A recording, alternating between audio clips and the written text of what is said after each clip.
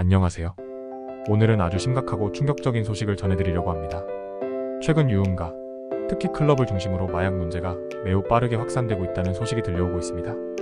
경찰이 발표한 자료에 따르면 단 1년 만에 클럽에서 적발된 코카인의 양이 무려 451%나 증가했다고 합니다. 이 숫자는 단순한 증가가 아니라 우리가 상상하기도 힘든 규모의 증가입니다. 도대체 왜 이렇게까지 마약이 유통되고 있는 걸까요? 이 문제는 단순히 클럽에서만 벌어지는 일이 아닙니다. 마약류 사범 검거 인원도 해마다 급증하고 있습니다. 경찰에 따르면 2021년에는 1만 626명이던 마약류 사범 검거 인원이 2022년에는 1만 2,387명으로 2023년에는 1만 7,817명으로 크게 늘어났습니다. 그리고 올해는 상반기에만 벌써 8,560명이 검거됐다고 하니 올 한해는 더욱 심각한 상황이 될 것 같습니다. 이 숫자들이 말해주는 것은 무엇일까요? 바로 마약 문제가 우리의 일상 속으로 점점 더 깊이 파고들고 있다는 것입니다. 특히 클럽에서의 마약 문제는 더욱 심각합니다. 2021년에는 전체 마약류 사범 중 클럽에서 적발된 비율이 1.5%에 불과했지만 2022년에는 3.7%, 2023년에는 3.9%로 증가했고 올해 상반기에는 4.2%에 이르렀습니다.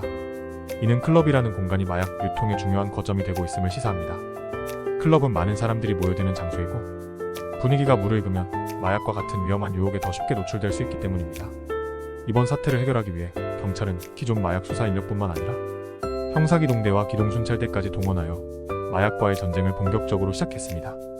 형사기동대는 유흥가를 중심으로 탐문과 첩보를 수집하며 단속 활동을 강화하고 있고, 기동순찰대는 골목 구석구석까지도 샅샅이 순찰하면서 마약 유통을 막기 위해 노력하고 있습니다. 경찰의 이러한 대응은 마약 문제의 심각성을 인식하고 적극적으로 나서겠다는 의지의 표현입니다. 마약의 종류별로 보면 클럽에서 발견된 코카인의 양이 작년 동기 대비 451.2% 증가했고 THC 일명 물뽕도 269% 증가했습니다. 이뿐만 아니라 야바는 221.4%, 케타민은 108.1%, 합성대마도 42.8% 늘어났습니다.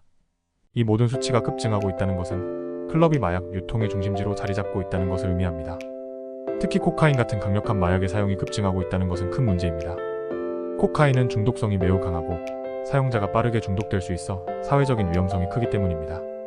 경찰은 마약 문제를 해결하기 위해 시민들의 제보가 매우 중요하다고 강조하고 있습니다.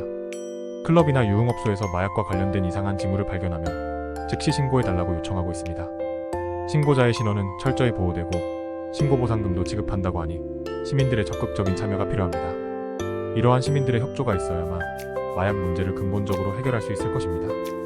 이번 마약과의 전쟁은 단순히 경찰의 단속 활동만으로는 해결되지 않을 것입니다. 사회 전반에 걸쳐 마약의 위험성을 알리고 특히 젊은 층이 모이는 유흥가에서 마약이 얼마나 큰 위협이 될 수 있는지를 널리 알리는 것이 중요합니다. 교육과 예방 활동도 강화되어야 하며 마약 사용이 범죄라는 인식을 확실히 심어주어야 합니다.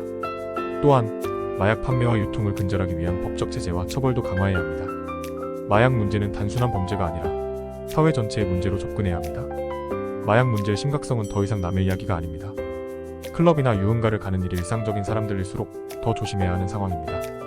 마약은 한번 빠지면 빠져나오기 어려운 만큼 처음부터 가까이 하지 않는 것이 최선입니다. 경찰의 강경 대응이 효과를 거두길 바랍니다. 우리 모두가 마약의 위험성을 인식하고 경각심을 가져야 할 때입니다. 오늘 전해드린 이야기는 여기까지입니다.